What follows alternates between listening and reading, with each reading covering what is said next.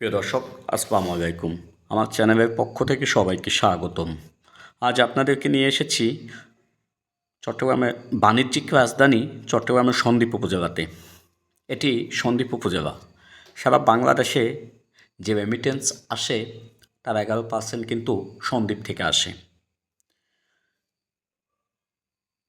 তার মানে বুঝতেই পারেন এখানে মানুষ কতটুকু আর্থিকভাবে সচ্ছল।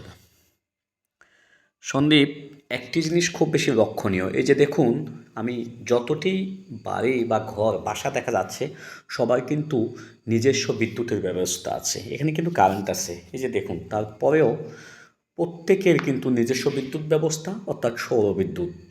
সবাই কিন্তু সৌরবিদ্যুতের আওতায়।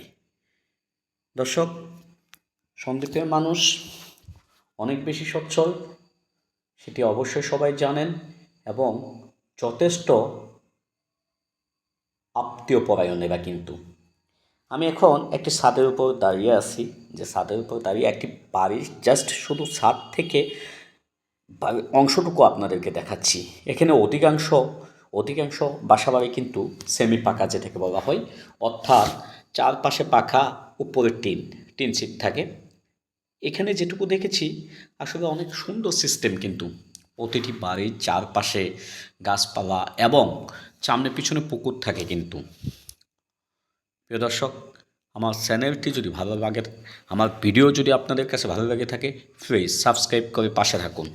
ধন্যবাদ সবাইকে।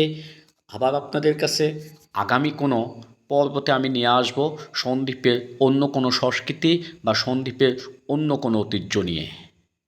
আজ এখানে সবার সুস্বাস্থ্য কামনা করে, সবার দীর্ঘায়ু কামনা করে আজকের মতো এখানেই সবার কাছ থেকে বিদায় নিচ্ছি। খোদা হাফেজ। দীর্ঘজীবী হন সবাই। সবার সুস্বাস্থ্য কামনা করে এখানেই আজকের ভিডিও শেষ